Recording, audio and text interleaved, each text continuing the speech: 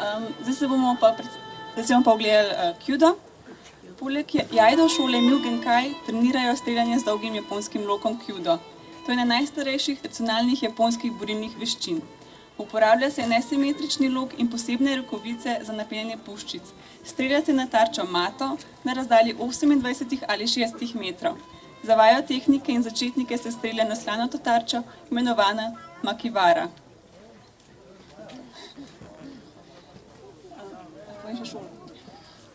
Šola Hekirju in Saiha. Šola se je izoblikovala v 15. stoletju. Od takrat do danes je ostala skoraj nespremenjena. Včasih je bila to veščina samurajev in borbe nadaljavo. Danes je le plemenita veščina, ki zahteva harmonijo telesa in duha. Nesimetrični lok in dovršena tehnika postanejo vsakemu z vztrajno vadbo večji in večji izziv. Učijo se od velikega kyudo mojstra Sensei Toshio Mori. Demonstracija.